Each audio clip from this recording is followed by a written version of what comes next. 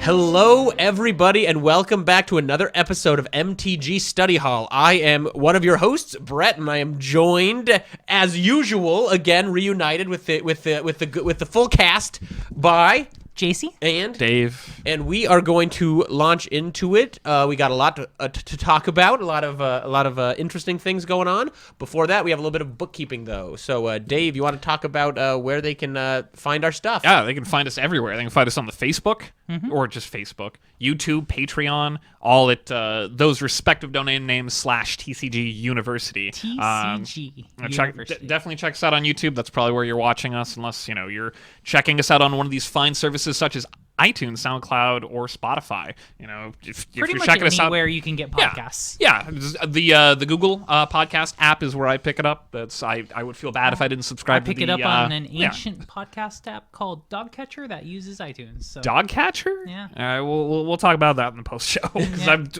That's a peculiar name. I'm sure that there's some cool etymology with it, but Cool. But yeah, rate us on 5 stars on some of those if you're on those platforms, and if you're not, join those platforms and please give us 5 stars. I asked nicely. Yeah, they have to do it now. Indeed. They're legally required to do it. Yeah, just get those 5 stars in there if you enjoy us, and even if you don't, constructive feedback's fine too. You can always help us by sharing us online as well, and put us on your Bookface page and share it with folks so more people are aware that we exist. Indeed. Great Office Halloween reference. Whatever. And as always, we'd like to thank our Patreon junior or higher sponsors. You want to get on this list, it is $5, and you get all the great benefits that come along with that $5 on our Patreon. Besides this list anyway, thank you so much, Andrew Dang, Clay Cardwell, Jay Rogers, Jarrett Hubbard, Jerome Weeks Jr., Justin Farst, Kat Maria, Kevin Broberg, Lucinda Letica, Paul Casagrande, nice, Samantha Stevens, Teodora Ruiz, Tyler Zane Pease. We like seeing new people on that list. Thank you so much, and all the love. Thank you so much. Yes, thank you for the new people. Happy to see that. Let's just let's take credit for those. Let's take credit for those. That was our doing, and thanks for tuning in because we were a lot of fun. Again, I'm sure I don't know if we mentioned it. We do it all the time. What was that? What was that, Tam? I think Paul is. Oh, awesome. Okay, we did it. Bringing it in, raking it in, team.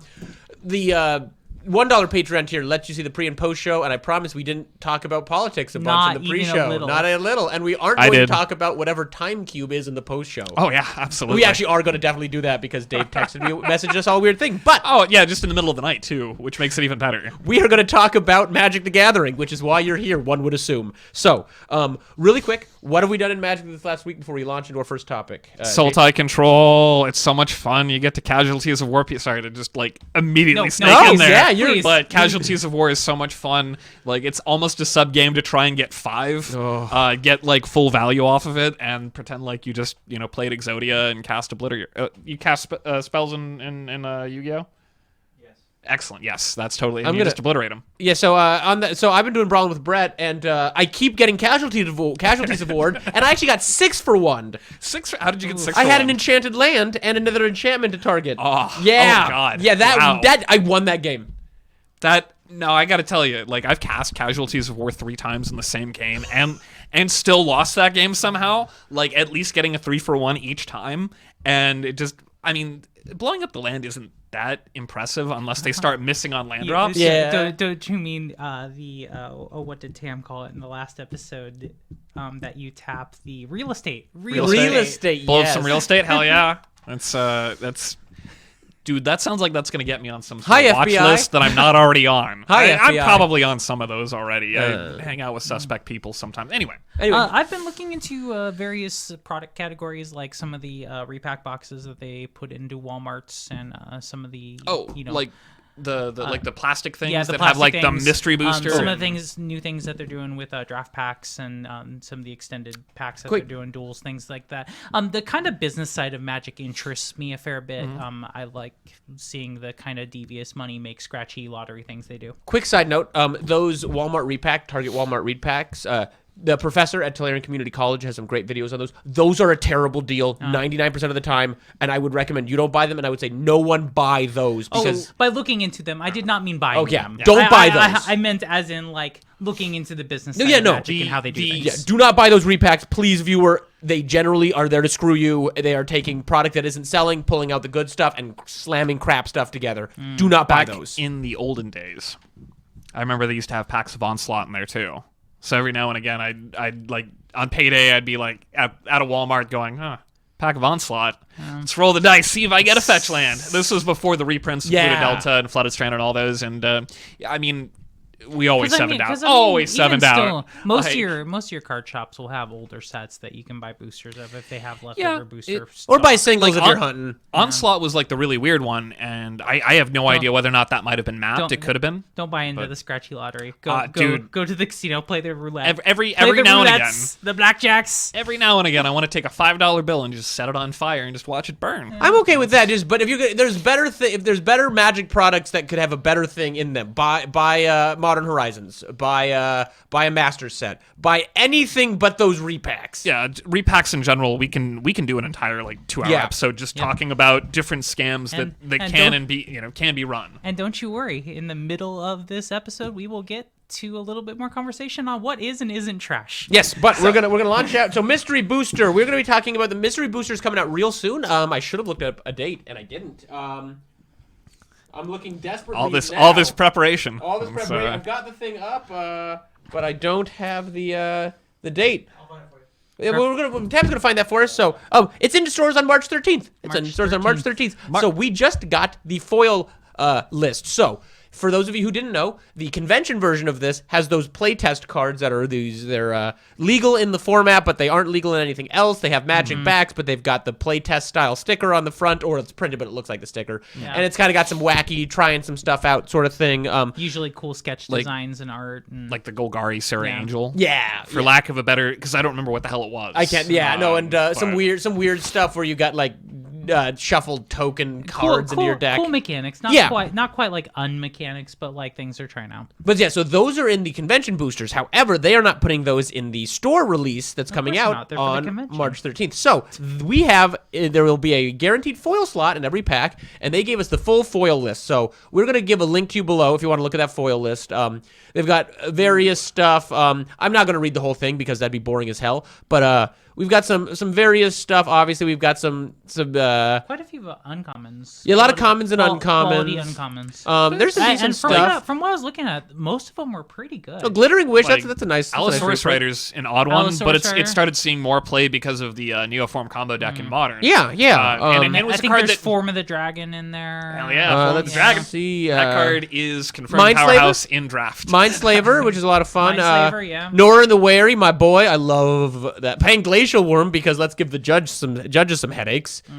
Good old Panglacial Worm. Pillapalla. There we go. We got some cool stuff here. So check this list out. Cool. Send triplets. So nothing like, I'm not seeing anything that's totally... Send triplets, which is a... Funeral Charm. Really? That is a very, very odd one. A Wear and Tear. That's nice. So nothing crazy. Fungusar. Stormcrow is one of them. Stormcrow. For the meme. So... I have no idea who put this post in there, but it's still stuck in my brain, 10 years later. But someone on, I think it was Salvation, posted something to the effect of, one Jace the Mind Sculptor, costs $100, and for that amount of money, I can buy 400 Stormcrows. And if that's not card advantage, I don't know what is. Was that a foil of Isamaru, Hound of Kona? Oh yeah, Isamaru's on there. Isamaru. The best one drop in the game. No, that is a huge statement. It is not. It's a pretty cool one drop. Goblin Guide. Cool one drop. But best one drop creature in the game. I'm going to say Goblin Guide. All right. Yeah, so if Morrow doesn't get alternate artwork of none of them you don't want to see a Morrow with alternate artwork of Mark Rosewater? They aren't allowed to do that. I'd love that, but they aren't allowed to do vanity cards. Really? Yeah, it's a rule they set. So they used to do vanity cards where cards would be named out, like inside jokes are named after developers. I think what's like Lurgoyf? Lurgoyf. The disc, Nevermural's disc is an anagram, I think, of Larry Niven. I think. Oh, Reaper King. That sounds about right. Yeah, Reaper King's a hell of a foil. What's Reaper King an anagram of? You decide, viewer. Yeah, put it down in the comments below, please. Put your favorite Reaper King anagram in the comments. That'll get them. Nobody leaves comments on these, but that'll get them. Somebody will definitely do that, I'm sure. Peter Nikia? I don't know. But so mostly, I mean, this came out today, and even on Monday, it might be it'll be reasonable news. So I kind of wanted to talk about it, but one of the things I kind of wanted to focus in on this is how do we feel now that we've seen the list? about the switch from the playtest cards to these. Because honestly, when I saw the playtest cards, I was super excited, and I wish that I would have a chance to get to play with those playtest cards. Now, maybe I'll make it to a Magic Fest between now and the end of the year, but like it's not super likely. I think they give them out at like Gen Con and stuff too. Yeah, so they're the convention releases. Yeah, some of the other conventions that aren't specifically Magic. And so well, like probably PAX too. PAX, yeah. And there is some demand, so I'm not crazy on this. So they were having a problem with people signing up for these events and then dropping and selling the packs online. So what they do now is they actually open the packs. They don't look at them, but if you sign up for one of these events, they tear open your packs for you so you can't resell them. That I don't know. How because people were events weren't firing, or events were getting mixed up because half the players would drop.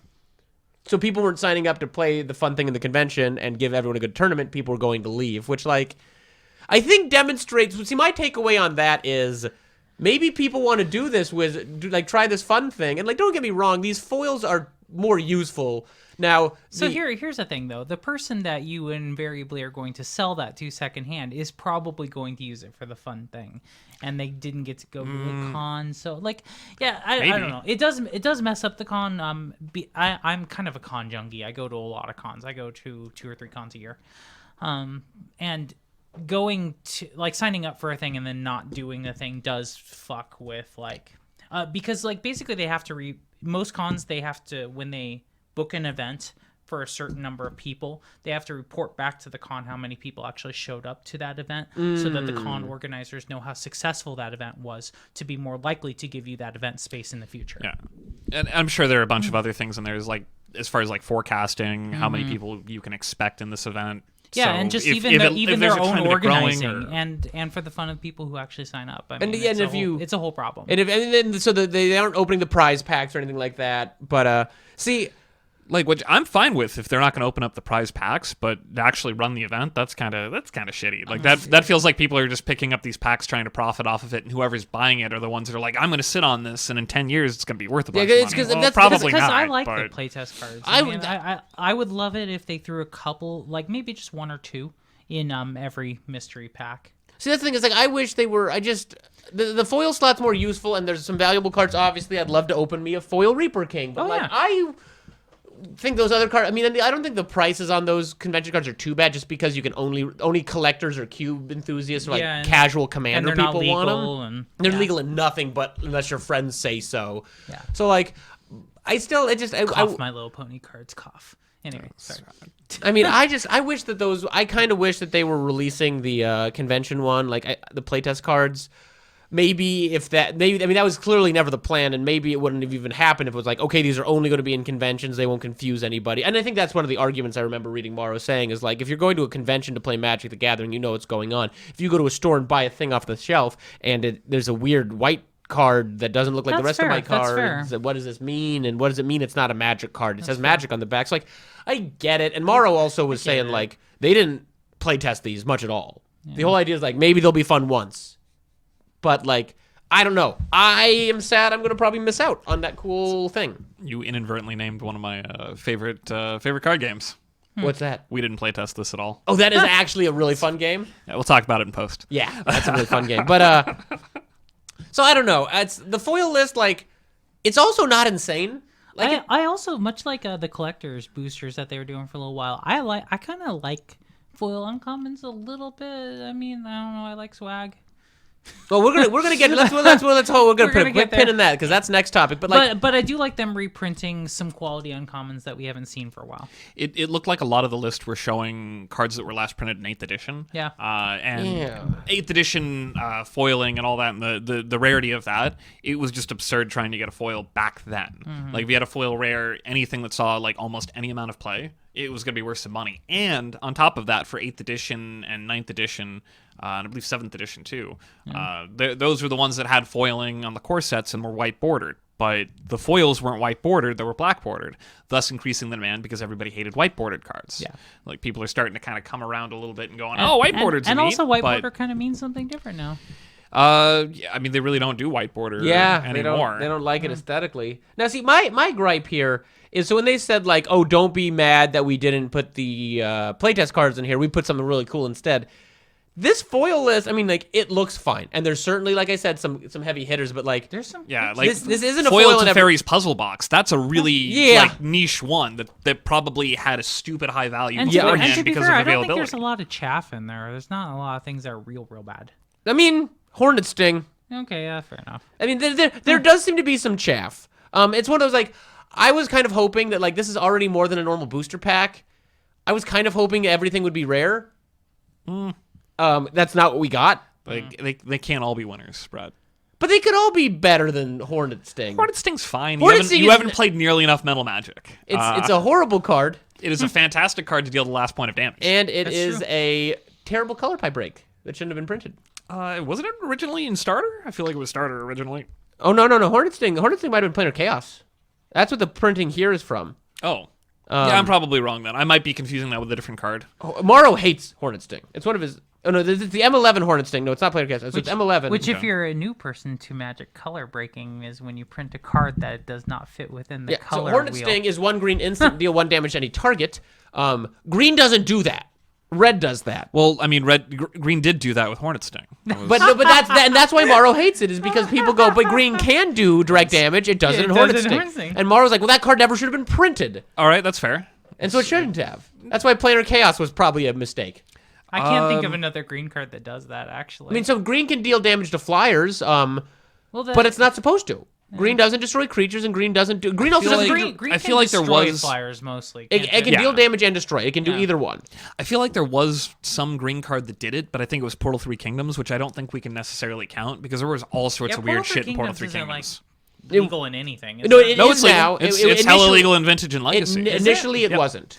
Yeah, Initially, it was not, Yeah. and then they just folded it in because it was a Yeah. When did pseudo. that happen? That Oh. was A couple years ago? a long Long time time ago. ago. Oh, yeah. Really? Because along with making Portal cards, like all the starter set Yeah. cards, legal in the Eternal formats, they also had to throw in some bans there because you can't have, like, we already know that Vampiric Tutor's not okay. So yeah, So they Imperial- had to ban Imperial Seal I thought because it's Imperial- Vampiric Tutor at sorcery speed. I thought It's that still was not legal okay. in Legacy. No, absolutely not. That card is insanely expensive too. But that's why I thought it was. Yeah, thought it was but legal in Legacy. Imperial Seal is also not legal in Legacy. It is restricted in Vintage. Is it? Yep. I'm gonna fact check you there because. All right, go for it. I'm right. I'm fact checking you. So, I'm often wrong, so. so while you're fact checking, Imperial Seal. Imperial Zoom. I got it. I'm gonna legality right here. Okay, yeah, Dave's right. It is legal in Commander. Can we isolate Yeah, but, that like- audio from him saying that I'm right and send that to me so I can make that my ringtone? Dave, you were right way more than I am. that one instead. You know, this is not news, Dave. Commander is like New Jersey. Everything's legal in New Jersey. Everything is legal in New Jersey. You yeah. don't get to play fast button, but that we're digressing pretty hard. Oh, on yeah, oh that, yeah, though. yeah. Or, Mis- or So I guess I mean mystery But yeah, boosters. I wanted to bring it up. We're kind of retreading some of the stuff that when we initially got the convention thing, but it seemed since the stuff came out, it seemed appropriate to talk about it, and because we're going to pivot onto foils. Does anyone else have anything they want to talk about on mystery boosters? I'm wondering how do we feel like this is another scratchy lottery grab that Oh, there absolutely. there is some chaff in there, This- and then like you like you're fishing for the. I mean, so this set has Teferi's Protection and Mana Crypt and stuff, but yeah. no, this is actually much more of a crazy, scratchy lottery game than most because the card pool's so huge. So now they made it. They're like it's a limited format. Well, the cards. Is the it though? It is, but the packs are is packs it? are expensive. The packs are like over $5 a pop.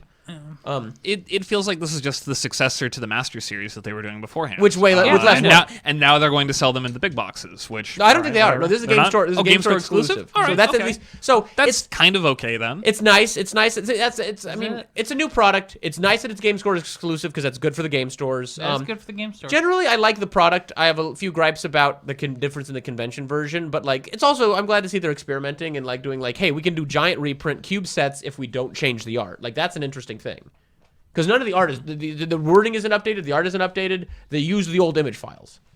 The only okay. difference between the expansion symbols are the old expansion symbols. There's a little planeswalker emblem in the bottom right corner. but everything's Get- going to be black bordered, get- right? yes, everything's black bordered. Also getting that value's worth off of those artist contracts where they give where it's like we will give you a certain amount of money this one time and then use your card forever. Yeah, that's why they don't. So, yeah, that's how all the art That's is why now. 5th edition was weird. Yeah. You know, it's So, any final thoughts? Any final thoughts, Mr. Booster? Yeah. I'm excited to try it. I'm gonna get it. I have scratchy lottery feels, but I feel like I'm gonna buy some of it. I'm gonna try to do some events, and I'm gonna buy a box probably. I always buy a box. I mean, it sounds like we could probably, do the scratchy lottery thing and also enjoy the limited format and how dumb it is, and like even if you end up doing it once or twice or something like that, and it ends up sucking, then $6, all right, whatever. I've got a foil Zers weirding, And there's some commander cards in there. There's some commander there are cards. some foil Zers weirding, Or Teferi's protection. And That's you'll hard to probably in each pack get at least 1 or 2 cards that is useful. No, yeah, and they did the color balance. Like is in the interesting. grand scheme of all the Magic you will play ever. Yeah, no, there's some cool cards in there. So generally, I'm excited for it. But we're gonna move on to the meaty topic here. That's enough foreplay, so to speak, topic. viewer. You have a problem with that, Dave? No, I'm hearing some noises. I don't know what noises you could possibly hear. There's no way that you were able to see or hear my eyeballs roll back into my skull. Yeah, foils. It sounded sloshy. So our foils. So here you possibly are here because of our weird clickbaity title. Are foils trash? Question mark. They don't need to see how sausage is made, Brett. So unless you guys want to, I'm sure there are YouTube videos. Here's a way to parse this question right up front. Are old foils better than new foils? Quality-wise, the consensus generally seems to be yes. Old foils do not curl as much as most products' new foils. The problem is, on a long enough timeline, it will start curling. Like I would side with old foils before new foils, just because I like the old card template better. Sure. I think it was just a nostalgic feel. I'm going to blame it completely on that. But I mean, on a long enough timeline, that's going to happen with foils. They will start warping if you use them long enough. Really quick. I mean, there's ways to prevent that. Really quick. Keep it in a dry environment. And... Tight boxes. Actually, our viewers might not have as much context as they probably ought to have. So, Sure. Magic has what we're calling our cards foils. So there's multiple names for it: holographic, shiny. The actual technical term is premium. That is what Wizards Is that the refers. technical Yes, term? Yes. It is a premium. So if you look at their, I have never once heard anybody use that term. players don't use it. If we had a sealed booster pack, I'd be able to show it out because they have to put the odds of getting a foil card on the pack, but they refer to it as being a premium card. Is that just we have to do it in California, so we do it in general? I'm honestly not sure of the history of that. Certain states I could attempt to do the research on I just it, say but California that's always been usually the case. they protect consumers anyway. Wow. Wow. Wow, Well, I thought things only gave people cancer in California. that too. Well, that's because Things are California more. It's known in California, so just don't go to California and you won't get cancer. Things are more likely to give you cancer in California. Yeah. We all agree on this. But Yes. as far as the reason why it's posted on the I mean, packs, the I couldn't tell you. in like San Diego. Anyway, But it is. It honestly, it might just be like good faith from the company saying, "Hey, these are the odds of you getting this cool thing." But Companies don't do things in good faith. It's to not get slammed with gambling laws. I'm sure it's that. yeah, I'm sure it's that too. there's something to be said about decent optics, but that's a topic for People another only do time, decent sure. optics so they make more money. No companies alright. do things for the right reasons. That's So fair. Here's That's fair. the thing. I ran into opinion. So I kind of like alternate comic book covers. I think they're kind of cool. Sometimes I think it gives artists a spotlight to show off their work and stuff like that. There are people in the comics book community who hate alternate covers because they feel like it is just money grabbing nonsense. I can see that. Like putting out 3 or 4 titles that takes up room on their card shop shelves, and it's just money grubby and it's dumb and it's hard to keep like the stock, and it's weird. So I could feel that there is some opinion about premium cards in Magic being just a like pay to look pretty. And there's some people, and so I guess so that's what premium cards are. And so there's several. So there's kind of the general consensus. Well, there's not. That's what we're going to discuss. We're going to discuss maybe the general consensus of what people like. So some people don't like them, and when they were announced back around Onslaught, I believe. What, foils? Yeah. No, Urza's Legacy. Urza's Legacy. Okay. Yeah. They had test prints that went out during Saga, but they're incredibly rare. I mean, you could search for them. City of Traders is the poster child of hella expensive test print foils that some reason got released to the public accidentally. Maybe they're stolen. I'm not sure the story on that part either.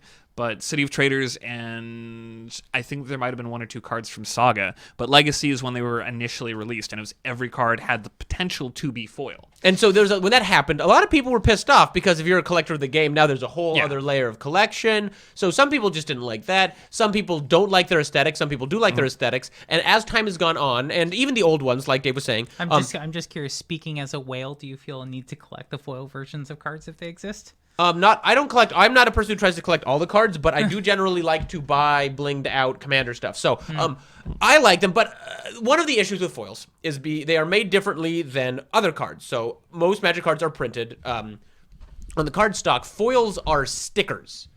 I believe foils are a actual. The back of the card starts out as a shiny silver looking thing, and then I believe, if I'm not mistaken, the foil gets like stickered onto it. And that, if I feel no one is backing me up. I thought that sounds about right. Like, okay. I mean, I've certainly ripped foil cards in half before, and I've seen people take acetone to it. That's the and thing. That's the thing I off. think of them is that like too. It's like normal cards are cardstock and it's like printed on there, where foil cards are kind of like layerly constructed. It's kind of like composite wood. I think that sounds right. And because of that thing, they will start to if they're in a environment with a lot of moisture or there's a number of things that can do it, they'll start to curl up. And so this wasn't as much of an issue back in the day, but it's gotten right around Amonkhet, cardstock issues got really bad. So the cardstock dropped around. Wizards gave us a little insight on what was going on. A lot of it was just like, we're experimenting with new stuff. But a lot of times, money.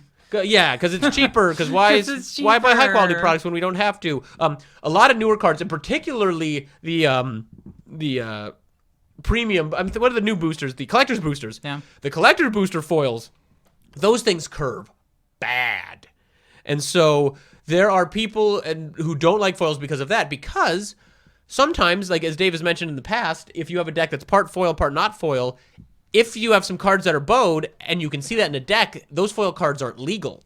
Well, at that point, you have marked cards. You get into a position cards. where are you doing this intentionally in order to gain an advantage? No. Are you cheating, or is this an innocent mistake? I've played in a decent amount of legacy tournaments where the only foil card in my deck was an Emrakul, the Aeon's Torn. And so when one of the key pieces of your combo is a foil, and that's the only foil in your deck, that's sketchy. That's sketchy as hell. And I'm assuming it was the only foil because you probably had the pre-release foil. Yeah, I had the pre-release foils And it's an because I'm expensive not card. spending the money. I mean, after because there was one tournament where I had gotten deck checked like immediately after playing the first round, and it was clear that it was one of those my opponent did not like the fact that I had beaten them and noticed, that looks sketchy. And I think they're 100% in the clear to something seems fishy. Like, that's really weird that he managed to kill me on turn 2 both times. Sure. Yeah, like, and nothing against my opponent when they did that. Yeah. They're completely in the right, and if you think there's something sketchy going on, keep honest people honest and call a judge over. This is why you got judges. Yeah, never be afraid to call a judge. Don't do it to be a poor sport, but if you think that there's something sketchy going on, certainly, and you can remain anonymous. I don't know for sure if it was my opponent. Yeah. But the point being, if it could have been someone watching you going, wow. Could have been if someone is playing a combo deck and you're seeing a key part of their combo as foil and no other foils, call a judge over because they may be trying to cheat you. And they very well may not. When we did that Pioneer tournament, I had 2 Chandras. One of them I got out of a pack or I bought, and one of them was the San Diego Comic-Con box Chandra, and so and it was in pretty good shape, and I didn't see the bend, and I didn't have any issues, but it can look shady. Just because you do it doesn't mean you're a cheater. But and that's a hard thing about it because the cards are constructed different, and it's more of a composite build on the cards. Like, the cards are just different, even in microscopic amounts than the other cards. Like, I'm sure they actually weigh them out so that you can't actually feel foils do weigh foils do but weigh I was more than gonna say normal they cards. do weigh more. They found there's some sets. Yeah. You can, if you have a fine enough scale. So you can, and that's one of the reasons why you don't buy loose packs off eBay, because people can map boxes and people can weigh packs, and if there's that's somebody, that's what I was gonna say. It's maybe imperceptible to most players because it's such a minute difference in weight in some of the more modern sets, but there are people that are sensitive enough to feel those weight differences. Honestly, I think that if those people are cheating in Magic, they're putting putting that skill to they're wasting it completely. Yes. Like that's a hell of a thing to be able to figure out. I don't know if it's necessarily a parlor trick, but I kind of get what you're getting at on that one. But basically the argument is are we going to really keep releasing these foils if there is quality problems that they cost? And so something to think. So a response to that is, well, they have non-foil versions too, so you can not play always, with those. But not always. The plot thickens. Oh, you're just setting yourself up. Yeah. Okay. All right. Sorry. Oh no, you're not okay. trying to steal your thunder, Brett. No. Or maybe I am. Ooh. But basically, so recently, before they started doing the collector's boosters, when they started with the buy box promos, Nexus of Fate was particular in this one, and there was also a sometimes in the commander precons, the commanders are foil, and there was a commander, a Grixis, one of the Grixis wizards. That was only in foil, that was seeing some legacy play, and the Nexus of Fate got pretty big. But the only way to get those cards was foil. And now sorry to interrupt there, but yeah, please. In the Nexus of Fate deck, that was a combo deck. And you really wanted to draw your Nexus of Fate. Yeah. And sometimes you do, sometimes you do. But just having the knowledge of being able to look at your deck and go, well, that warped a little bit, so that's clearly the Nexus of Fate. That's 4 cards down. I should activate my Search of Visconta or something along those lines. Yeah. But there are ways around it, but you only had the option to buy that card in foil. And if that was the only foil card in your deck, and I'm going to tell you this right now, if I played against I didn't play a lot of paper, Magic, and Standard when that was a deck, but if my opponent did not show me any other foil cards aside from Nexus of Fate, I'm snap calling a judge. I mean, yeah. There's just. I mean, and then Kenrith the Return King. Now, once the collector booster came out, they made a non-foil slot in there because they want to give everyone the opportunity to play foil or non-foil, but. We've had to have tournaments where you go to a judge and the judge says this isn't workable, and the judge generally in that position will issue a proxy. Yeah, that happened at one of the PTs, if I remember right. Like they did. realized, this card is very clearly marked. This is warped, so here's a proxy, and that's really bad optics for the thing that you're trying to make an esport. And then this is fixed when you turn it into digital. You just submit your deck list, and if you have foils in that deck list, surely they can load up a foil version. I mean, there's Magic Online has foil versions, and Arena has the cosmetics on the. So I mean, so we're trying. So up to this point, that's kind of that's generally so basically, is it trash and paper Magic? There are people who really dislike foils. I'm not one of them. I am annoyed. I've been annoyed at cardstock issue. Now, for me, that doesn't stop at foils. There are better. You can tell there are certain printers. I think there's printers in Europe and Japan that just print higher quality cards. Wizards has gotten a bit better. We're past the terrible bottom of the well that was Amonkhet cardstock. But I really expect we're paying a lot of money, and we're paying more and more money, Wizards. So I expect a high quality product, and we have old foils that don't curl as much as new ones do. So I think Wizards has a little bit to go, but. I like foils. Like I said a little bit ago, I like getting a foil. If there's a commander I really like or a card I really like in Commander, I'll get it in foil. So I really like the black epic spell, the Never-Ending Torment. So I just recently picked that up in foil just because I love that card. There's a lot of black cards that look really good in foil. I mean, Mind Rot foil, for instance, it's just a cool looking card. I've got a soft spot for the old Portal version of that card, but what are you gonna do? I mean, it's and if a commander earns its keep, I might I have my Queen Marchesa deck, and if I really like Marchesa, maybe I'll drop the $50. It's absurd to get that, and it also makes it adds more variance to the pack, but it also gives you those crazy awesome pack openings because. If nothing in standard is worth, let's say nothing in the standard pack is worth more than $10 or $20, the foils might be $60. And that's the thing too, the foils can support the secondary market a little bit in that they're worth more money and it gives you a little bit more scratchy lottery value. And honestly, people like shiny bling. They do. It activates those pleasure centers. Yeah. As it sits now, you can buy a pack of War of the Spark and get a foil Narset. And that's a big game because that's a card that's played in Vintage. It's a card played played in Legacy. Fun fact, in Legacy. Oh yeah. Honest to God, couldn't remember. Nature's. Oh gosh, I know it got restricted. The green card that got banned, the Nature's. Not Nature's Claim. The one from the last course from. Yeah, the one that just. That's the most enabled Oko even more. The foil of that is, I think, the most expensive card in the set right now. That makes sense. That sounds about right. Veil of Summer. Veil of Summer. Thank you. Yeah. Veil of Summer is one of, if not the most. The foil Veil of Summer is one of the most expensive, and it's an uncommon. It's a pretty card too. It's like the old days of foil Slash Panther. That used to be an absurdly expensive card. I think that it's kind of calmed down a bit because people played Slash Panther in Vintage. Yeah, people played Slash Panther because it could kill a turn 1 Jace. Yep, and you could play it for pretty cheap off your own box. You played workshops Yeah. It was specifically the workshop deck that wanted to play that to counteract the turn 1 Jace. Because I think you still want to just be playing a turn 1 Jace even if your opponent played a turn 1 Jace. Like, your Jace is a little bit worse, but sure. You still get a Jace in play. That's really good. Yeah. No, that card's awesome. It has a lot of words on it. Particularly turn 1. Yeah, turn 1 Planeswalkers are a lot of fun. So I guess the consensus is we don't mind foils, but Wizards, please do them good. For the most part, yeah. I mean, I didn't even like the old foils for the most part because there was still that off chance that, a judge can get called on you. That's true. Intent or not, if the card is marked, you're cheating. That's just how it is. Like, and if you're lucky, maybe they'll just issue you a proxy, but maybe they issue a game loss or a match loss or a they disqualify you. And I don't think they're going to go immediately to DQ I don't unless think there's they a would. pattern. Yeah. If this is the 5th time that they've told you, bro, your Emrakul's are marked, you can't use those, and they're going to keep record of it.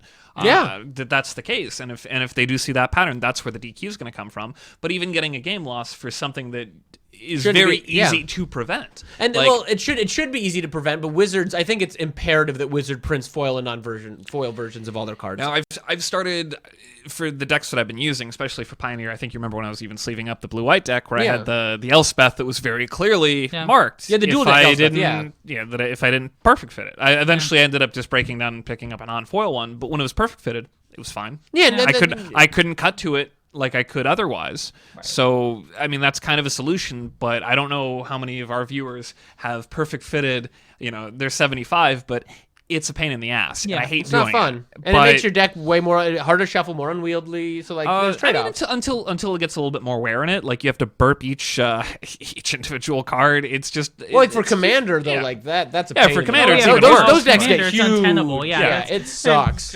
It sucks to perfect fit a Commander deck. I mean, it sucks, but it certainly works as far as paper Magic's concerned. But like you were saying with Arena, that's not really a concern. It's not a concern when you get into Arena, like especially if we're getting into the place where maybe. So for instance, and this is maybe getting a very early segue into what we're going to talk about later. If you're playing role-playing games like Dungeons & Dragons, Pathfinder, things like that. If you're playing in official convention settings, what they ask is that if you have something weird on your character sheet or something like that, you prove that you own the product, that you own the source book that's available for that.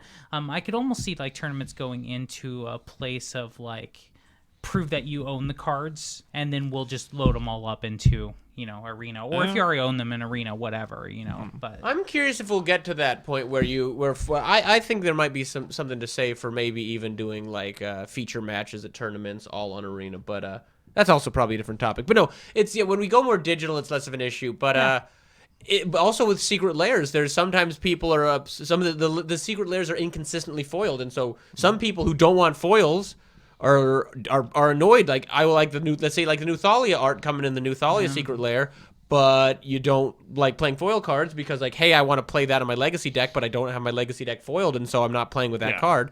And like the Bitter Blossom was full art but not foiled, and so it's one of those things where it's like there's a lot of options, particularly with and then there's people who really like foils. It's like I want as much of my deck as possible. And I really, really like the promo foils they've started doing, like the F&M ones, like the F&M cast down foils? that's like really black, or the Sinister Sabotage. The different color, those are swap. fantastic. I really like those, but if they're gonna warp like the other ones, then I can't play them. I also I don't play that many tournament formats, and generally for tournament cards, I won't generally put foils in my deck if I can avoid it. But Commander decks, it's like I just put them in, and if there's little marks, I'm not trying to cheat here, guys. So I'm super curious. Our producer Tam there, Tam, you have played many card games, and surely other card games have foils. Do foils have these general folding problems in all card games generally? No. Huh? No, not even a little bit. It's really, and I'll talk loud because I forgot to give myself a mic. It's really interesting that this is like even a topic when it comes to the curls, because like as working at a card shop, I saw Magic cards curl all the time. I've never seen another card game ever curl like this, like ever. Yeah, like it's just not an issue. And that was my suspicion too. It's like I've seen other card games with foils, and I don't believe this is a problem. And I was even saying too, like I've seen card stock styles where it's like a striped foiled. So it's not completely like all foil, and I think that like might be a way to solve the curling as well. I mean, clearly other people can do it, and so it's just one of those things where like Wizards, you're the biggest trading card game in the world. Why is this a problem? We're paying so much. We pay so much for this product. Yeah, and this should not be a product. And I do hate Fix that there's it. a level of our podcast that is like, hey Wizards, like stop. But we need to call. They need to be called out. And now this isn't. I mean, us doing it on this honestly, podcast. This is Hasbro. They're a huge company, and this is a problem. And your old foils are better, and other card games that have way less money than you don't have this problem. Why is this a problem? Well, I think, stop making this a problem. I think Konami has a stupid amount of money, but that's fair. Konami does have a stupid amount. But then they also don't, give two shits about Yu-Gi-Oh. So hey! They don't give two shits about any of like their cashing the franchises. check. Fuck Konami. Hashtag fuck Konami. Oh man, that's it sounds like you were really into Blue Dragon. Is that what happened? Or? No, I'm really into like Metal Gear Solid. They dick Kojima over, but then treating employees with respect and not just making gambling machines and leaving all of your video game franchises in the gutter. Jim Sterling has said everything that needs to be said about how terrible Konami is. You don't need me to do it right now. Do you not like the DDR Ace machines? No, it's all pachinko machines in Japan. Pachinko machines, yeah. No, the DDR Ace machines are definitely a thing. Like they have those. They have those in the US again. My only It's actually pretty dope. Yeah, Dave and Buster's. Anyway, I'm not After going to party yell at Dave about. and Buster's.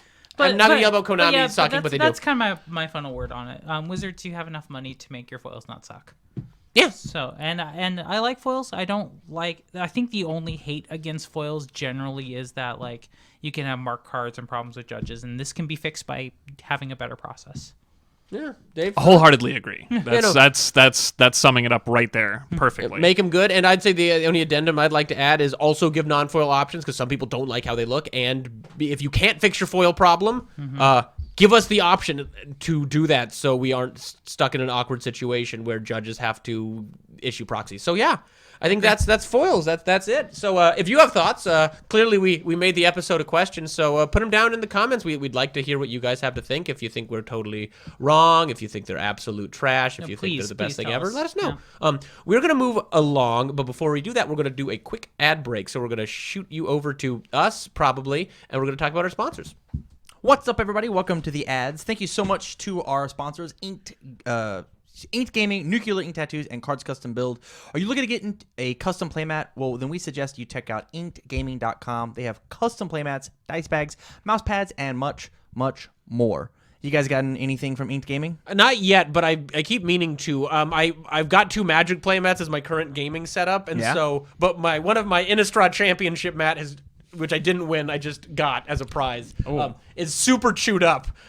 So I'm getting close to needing something new. If you guys want, I have designed some chalkboard TCGU sponsored player mats. I could shoot you over the pictures and you can just go get them on there. I might do that for like my actual like going to tournaments and playing mat. That sounds cool. Yeah. They even let you add a stitched option to the playmat and mouse pads as well. Ink Gaming lets you play your game with your style. Like I said, you can do the custom images. You can either go out and find an artist to get you something, or you can design it and send it in, and they work with you, your style, your game. If you want 10% off your order, use the code TCG University, all caps, no spaces at checkout. Help support us by customizing your game to your style. Big shout outs to Inked Games. Yes, and like I said, my playmat's getting chewed up. It's because it doesn't have the stitched thing. I have a couple stitched edge playmats, and they are awesome. Nuclear Ink Custom Tattoo and Skate Shop. This episode is also sponsored by Nuclear Ink Custom Tattoo and Skate Shop. At Nuclear Ink, you can find a very inclusive environment with artists that share your interest in nerd culture and fandoms alike.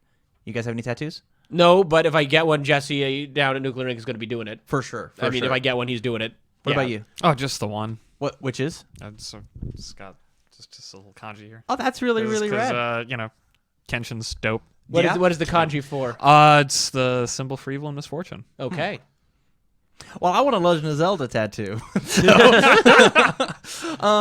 Nuclear Ink prides themselves on being Omaha's premier all-custom tattoo shop. So if you're looking to get a custom tattoo, please check out Nuclear Ink here in Omaha, Nebraska. Link will be in the description.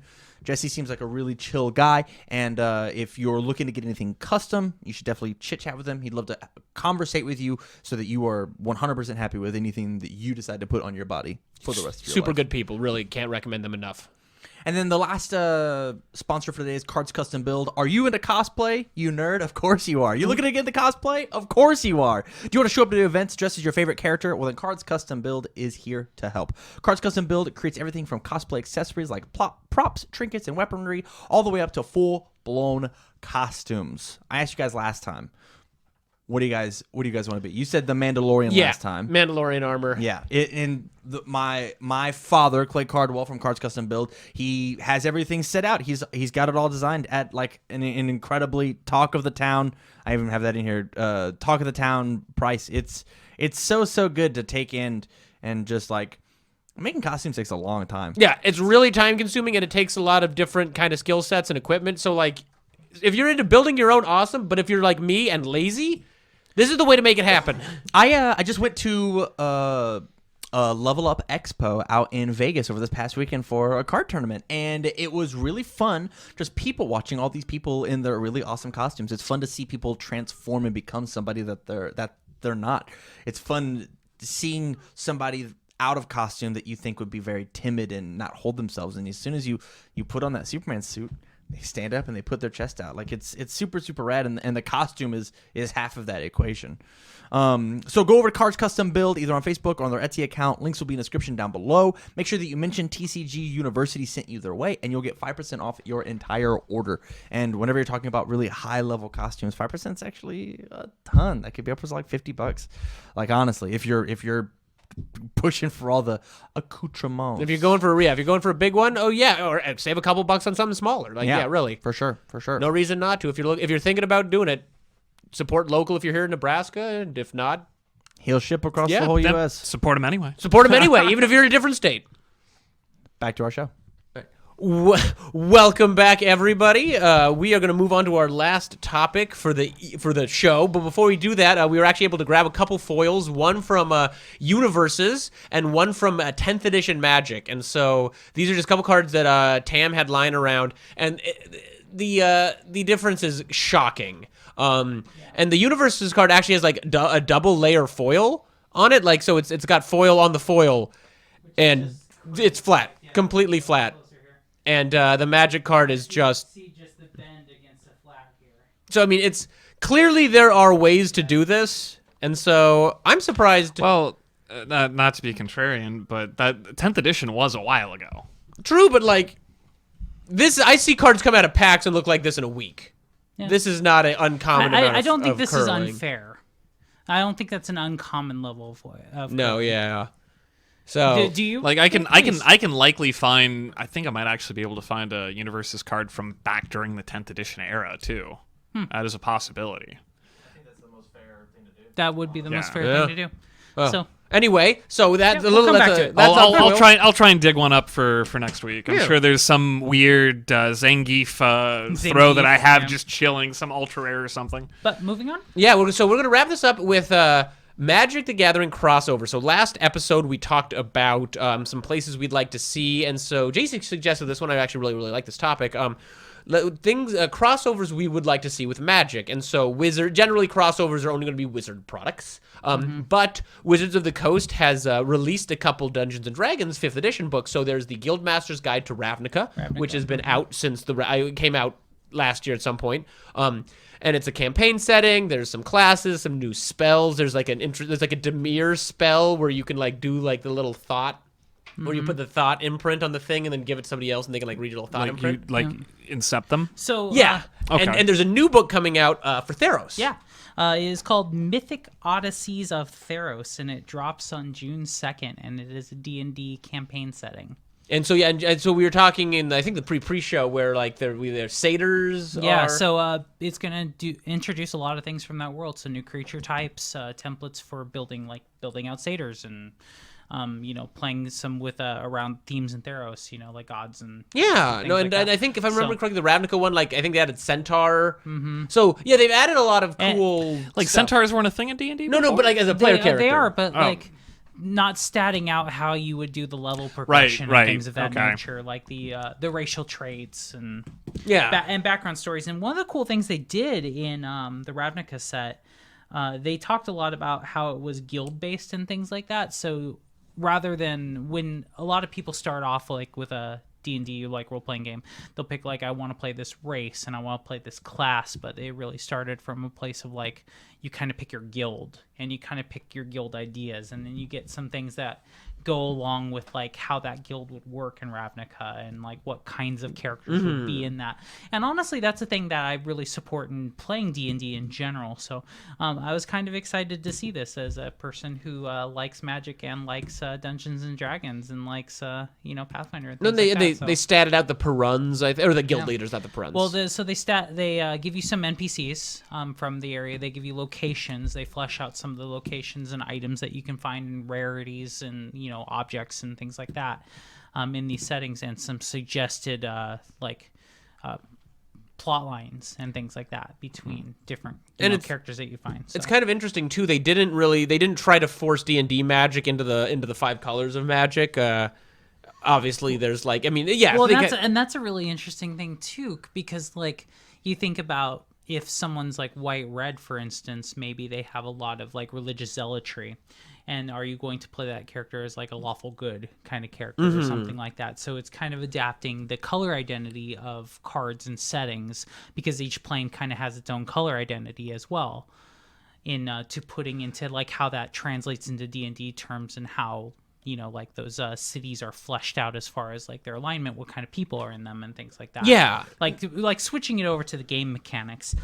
So I really think it's a cool idea, and honestly, I wouldn't mind seeing a little bit more of like Magic in. I think D&D is a natural fit to it, but I would love to see like a fighting game. I would love to have like Jason a fighting game. We've got a new phone game. There's a phone game. There's the. It's not an MMO, but we do have a. I guess we do have Legends? the MMO coming out. So Soon, it's a Diablo-esque MMO. So like there's gonna be like shared hubs, but it's mostly like you get into a party and you go do stuff. So yeah, we have a phone game out right now. There's the MMO or the RPG, whatever you want to call it. What was the Blizzard card game? Hearthstone. Thank you. Doing something like Hearthstone. Well, I mean, Arena's already kind of their. Yeah. Arena's their Hearthstone answer. I wouldn't say. I don't think they're gonna do. I don't think it makes, particularly with bringing Arena to phones, which they're planning on this year. Like, if you're doing games, I'd say make them different, because they've been enough modified Magic games. Like, don't do card stuff. Let's try and get the cards and take them into stuff. I would like to see. Yeah, getting the cards and taking them into stuff, not making alternate stuff. Yeah, and like the game, I'm excited. I'm going to try the game out for sure. Maybe I'll set some streaming up and I'll stream a little bit playing it. But it looks like they're doing like a deck mechanic where like your abilities get shuffled in. I'm interested to see if it works. That's kind of reminiscent of Kingdom Hearts, like some of the Kingdom Hearts spinoffs they did. Yeah, I remember they did the card-based one. So like I'm kind of interested to see how that works. So there's entire guides devoted on various YouTubes. You can look up on Google, but there's ways to say take your favorite creature in Magic and stat that out into a D&D creature. Oh, and the D&D, since they own D&D, like I'm glad that they've done the 2 source books. They've done some before this. They did some Unearthed Arcana, like Zendikar. I think they did core and stuff. They're basically giving us some guidelines for how to incorporate the worlds and creatures in Magic the Gathering into your D&D campaign setting, and that's cool. I was gonna say, like, I kind of want to. I like that they're doing games, and I like the Netflix show is coming. I would like to see the Netflix show. I'm excited about. I'd like to see like an action game. Like, honestly, like don't get me wrong, I like RPGs, but like. So something like Dynasty Warriors? No, like I'm Chandra, and if I press A, I throw a fireball. Yeah. Like, I wouldn't mind seeing something like that. Like, I love sort of side tangent, but not really. I love Warhammer 40K. There are dozens of Warhammer 40K video games. There's all sorts of RTSs. Since it's based off a tabletop war game, there's a lot of games that try to capture that tabletop war game. The best Warhammer 40K game is Space Marine. And that is an action shooter, third-person action shooter where you play as Space Marine. And no other game actually captures what it's like to be a Space Marine, I don't think. And so it's such a cool game. So would you love to see like a Magic faction come into it? Well, I would just like to see. I'd like to see a video. Kamigawa or something. I'd like to see a video game where I get to feel like what it's like to be a planeswalker. So like I want to be Chandra or Jace, and I want to be doing illusions and summoning creatures and pitching fireballs. Like I want to press A and pitch a fireball. Like I don't want to. RPGs are fine, and like let's try to integrate this. It's like no. Not every game needs to be. This is because we're a card game. We don't need to all be card games. I'd love to see an action game, something much more boom, boom, boom, and like bring a few characters into it, maybe, or do like one of those Marvel those Marvel games that are coming out where you can have like multiple heroes, but like have it Ultimate Alliance. Yeah, the Ultimate Alliance kind of thing, which were the X-Men Legends games too. Yeah, but honestly, this would require Wizards licensing out Magic to possibly other companies, and they are not like to do that. Do you think that they wouldn't just develop it with their in-house staff? I mean, Well, okay. Actually, Wizards. that was a cheap shot. And I Yeah, probably that was shouldn't a have done cheap it. shot. But They actually announced that there's going to be one Dungeons and Dragons game a year for the next 7 years. So like they're willing to do it with D&D, and like the new Baldur's Gate looks really cool. And so like all the Baldur's Gate games have like, been... well, are they doing that all in house or are they outsourcing? no, it? I think a studio, whoever made Baldur's I think Gate that it is was- making Baldur's Gate 3. Well, here's the thing. Hasbro has programmers and stuff outside of the Wizards house that they can tap on. But like, if you're making a video game, you should have a video game publisher make your video, a design team, That's like a true. designer. Like, make people who know what they're But doing. Hasbro has a their video best- game team. Their best D&D based video game ever was created by BioWare. And it was Neverwinter That's Nights. True. That's true. It Neverwinter was Nights. outsourced. I think that BioWare is owned by EA, is what we were talking about God, last night. So but Hasbro's not afraid to outsource to Yeah. companies that they've make software. they've done it so- before, So and do that it. was Done back before. when And- Hasbro and they're owned. they're showing with D&D that they're not afraid to translate, because of, quite frankly, the way Magic has worked a lot in the past has been that they're bringing interesting themes and fairy tales into Magic for you to play in those worlds in Magic. Yeah, is it Arthurian magic? But or, to be yeah. fair, I truly believe that Wizards has created some wonderful worlds on their own.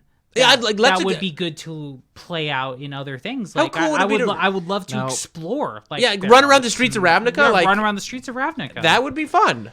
So I just remembered something, and I honest to God wish that I remembered the name of the game. But there exists an arcade game in Japan. It's kind of because there are a couple of games along these lines. I know that there's a Dragon Ball based one. Okay. Dragon Ball Super Heroes, if I remember right. But it's a type of arcade game where you put your money into the thing and you get some random number of cards. And then you get to play the arcade game based on the cards that you have in your personal collection. I've seen some of the Dave and Buster's games yeah. do similar Yeah. stuff. Yeah. And they did use a few magic properties for this as a tie-in to this Japanese exclusive game. Garrick being one of them. Nice. But as I was like looking into this a long time ago, I don't even know if this game's still active. But it Comment below if you know what it is. Yeah, if you know the name of it, I'm sure I'll look it up. We'll tell you next week, probably, maybe. We'll I'll forget. probably scramble We're in gonna the forget. pre-show going, oh, shit, I said I'd do that, and figure out what the name is. But, like, Liliana was another. They used a few of the Planeswalkers and a few of, like, the old iconic cards. I want to say that Sarah Angel was probably one of them. Mm-hmm. Maybe Lord of the Pit was another. But there was at least some weird tie-in that they did. And, honestly, I'd love to have one of the Garricks, because they use the old Laurelwyn artwork for Garrick, Yeah, too. I mean I mean it would be fun to play a game where like I can pick. Yeah, I'm Garrick, so I've got like an animal companion and a giant axe, and like I don't know. I just think that Beast, please. yes, Beast. I think there's just a lot of potential there. I kind of want to pivot a little bit. We're still in the whole crossover thing. I also wouldn't hate to see it go a little bit the other direction. So when Theros was coming out, Mara was like, "Oh, I've been trying to do this for so long." I was pretty convinced that when they were going to announce the next set, it was just going to be called Faerun. And that we were going to take the D&D property of Faerun. So Faerun's the right one. Yeah. Faerun is the it's from the Drizzt books. It's Forgotten Realms. Faerun's Forgotten Realms. And so I'm just saying, if Wizards, you can deliver me a Dritz card. that's what I'm saying. And so Yeah. they gave us. So the reason I thought this is like sometimes they'll sprinkle like cards that are kind of like for telling us what the next set's going to be. They made Bag of Holding in the core set. Yeah, they did. They did. And so They it's like, did. oh, Shit. So I was thinking, They did. I thought when that set released, it was going to say Faerun, and then we were going to get Drizzt and all sorts of stuff. It's like, So you thought that was a plant? Yeah, I thought it was a plan. I thought it was going to come in and like, obviously it didn't happen. We got Eldraine, which I love Eldraine, but like, I would love a Magic set in D&D, and like, it could be a main set for me. Like, if Faerun is in the multiverse, or we need to do a little tweaking, it's like that's fine with me. I think that they would be more inclined to do that as something along the lines of an unset if Probably. they were to do it, just because they don't Sword Coast and such. It doesn't feel like it's something that they really want to do anymore. They've done it at least 2 times before, trying to tie in with something that had already existed with Portal 3 Kingdoms and Arabian Nights, and maybe a little bit with Legends. But this maybe a little bit. this is a fantasy. This is not only a fantasy property; it's a fantasy property that has a ton of identifiable characters, and it's a fantasy property they already own. Yeah. Like so, I mean, like Portal 3 Kingdoms, Arabian Nights. Well, Arabian Nights was the second set that ever came out. they're both in the public domain. Yeah, is but the like- thing. They're old enough that they should be in the public those domain. are the public domain. But like, I don't think that many people are excited. Were excited. Maybe the Dynasty Warriors nerds were excited for a Cow Well- Lord of Way card. But like, Yeah. I think a lot of people would be like, "Oh, that's Drizzt." he's in a Magic card. Yeah. That's cool. I know. I read those books when I was in middle school. That's awesome. Like they can do it, and if they're willing to go the D&D book into the Magic book into D&D, I'd like to see. This alternate Dritz can fetch Guinevere. Sure. I just think. I mean, and maybe you're right. Maybe what I'm suggesting, having it be a nerd, main whatever. set. Different strokes. Yep. Maybe a main set's too much to ask, but like a black bordered supplemental set, and then maybe even don't even I do. mean, heck, they did it with My Little Pony. And maybe you could even, but like I want to. Those are silver boarded though. I want to, and I want to say, thing. like, you could even say, like, okay, we don't want to bring it into the multiverse, but it's fantasy, so we'll make these cards and we'll make them playable it in would Magic, nice to but we see won't him as put planes. black bordered cards. But like, also, like, here's the other thing: wouldn't it be kind of cool if Chandra went to the Sword Coast, that like Gideon? Or not, he's dead, but like Jason Baldur's Gate. Wow, that's cool, right? Like, I mean, we It'd have be the- kind of cool. Like, I could see like, and you have a lot of stuff that you could cover if you did D&D, because you wouldn't Yeah. even have to do a D&D set. There's a lot of There's a shit lot. with D&D. You could do, like- there's you a could lot do, of like- Forgotten Realms. there's a lot of Forgotten Realms. Yeah. I think Chult, the whole Tomb of the Dragon. Yeah, You could take Chult. like Chult and do a set in Chult and have like a Sararak's tomb in Magic the Gathering. Yeah. Like that's kind of like I would love to see a Beholder. I would love to see Beholder, an yeah. Astra. What's like the dead god fetus? Is it the? It starts with an A. Jesus Christ, what's Astaroth? wrong with your game? Hey, it's in the core book. What are those things called? Here's the thing. It's like, why not? Like, because Magic the Gathering is a multiverse. D&D is a multiverse. You own both the properties. They are both fantasy settings. I don't see. Atropol. I It's called don't- an Atropol. I don't see the friction in this. I don't see why. I would love to know why Wizards hasn't. And done here's this. I could even see it as being something along the lines of, and this may actually even work out better, that you have a D&D themed set, but it doesn't actually use any of the existing D&D properties, like things close That's fair. to. Like, I'm not quite saying that maybe It could just takes use the place in setting. Neversummer, you know, But- like maybe but- not that. So Never you're saying summer. let's get some beholders and a cycle where we have chromatic and color drag. So even if we aren't going into Faerun or like Greyhawk, we have Drow, but we don't have. Yeah. Dritz. yeah. So I mean, like I could Yeah. see that, but like at the same time, like Theros is a so Theros has gods. So yeah, like we said, yeah, D&D is a multiverse, but like I don't think it's going to really bend the streams that much if we go, oh, there's a little known plane over here that doesn't have that much planar crossover, and yeah, they have gods over in Faerun, but like Chandra and Jace and Nissa go for a bit, and then they go, oh, maybe the plane now, maybe it's like at a farther away in the multiverse. We could come up with a dozen reasons why it doesn't happen much, why planeswalkers aren't around that much, but like Wizards, you're leaving money on the table. You're leaving. I mean, I think so, and I am Rando on a Magic the Gathering podcast, so clearly I know best. You're leaving money on the table. You're missing out that crossover and, money. And you've already One, done it. You've already done it the other direction. Yeah, you put Magic in your D&D. Now put D&D in your Magic. Bring it this way. So we want more than sort of Dungeons and Dragons. Sorry, say that again. Yes, yes. Sword of Dungeons and Undone, Dragons yes. is a card that It's- was printed, but it's silver board. Yes.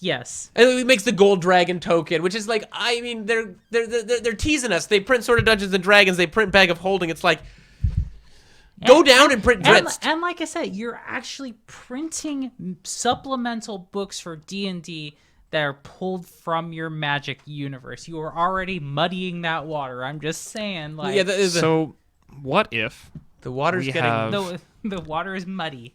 we have Muddy 8-card boosters for say like a 70-card set, and we have a bunch of alternate artwork for these cards, and we make that the D&D set? Did you just pitch Fallen Empires? Yes. Because that went over That is so well last that is pretty time. much exactly Fallen Empire's Homelands. With the two Those most, worked out really well. The two most popular Magic sets. Okay, Homelands was hot garbage, but Fallen Empires was dope. You got him to Torok, you got Goblin Grenade, and a bunch of trash. Yeah, name one other card from that set that's good. Go. Stop yelling. There were a cycle of lands that were medium that came into play tapped, and you could tap them to add a color, or tap them, sacrifice them to add 2 Cycle of real of estate. that color. Cycle of real estate, hell yeah. I play Commander and nobody runs those, therefore they're bad. They had their time in the sun. And so, do you know anybody that's playing him to Torok in EDH? They probably do. They probably don't play Goblin Grenade. No. Even you could play Goblin Grenade in Goblin EDH. Grenade's sweet. That's a You sweet got card. I the, love got the Goblin got the Mike Spear and everything. love Goblin Technically, that's 8 cards. I named 8 cards from Fallen Empires that were You didn't give me any of the land names, so those don't So count. here's the thing, and I would love some Dwarven Ruins. I would love some comments on this. Would it be kitschy? Would you feel bad if there were Drow in your Magic? Oh, I mean, well, yeah, first off, that's ridiculous. And I- they didn't add tieflings, but they added tieflings in Kylem in Battle Bond. So like, I can't think of what they're called, but they have tieflings now. Like, I could absolutely see Drow being a thing. Look at it this way. Core have already existed. Core existed back during Tempest Stronghold. Now, here's the thing. Would it be more palatable if they called them something other than Drow, or is the problem like if we called them Drow, is that a problem? They own. See that I'm the guy saying let's. They do a own the property. I'm the guy saying let's do a Faerun set. But so it's like obviously I think you keep their creature type as elf. Drow but, could end up being a colloquial term. Yeah. Where And in the I'm saying Underdark they're creature called type Drow, elf, but Yeah, but they I could know- be called like something such- different yeah. on a different plane. No, that I really think Creature type elf. I don't But the think name is Drow something. Magic's a multiverse. It doesn't ruin anything if there's a plane called Faerun with tieflings and drow and some gods. We multiple can planes even have say that gods. it's like a parallel Faerun. Yeah, It doesn't have to be the same Faerun. yeah. There you go, Wizards. Call it a parallel Faerun. But like, there's so many flavorful a shard cards. of Faerun. But like, think about all the as it stuff. were. Think of all the stuff that comes with Faerun. Like, it's almost the only Probably. the only thing I Probably. can think of that's dangerous is it almost seems like too much. Because like, think of how big like Dominaria they have to focus down, particularly if they're doing one block at it, like one set at a time. Like we're talking about Chult or the Sword Coast or Baldur's Gate. It's like there's a lot, and like I know Strahd's There's a lot there, yeah. Strahd's in a demi-plane, but like you could really go nuts. but I wouldn't mind seeing like a set that's like echoes of Faerun or something like that. Like that would be cool.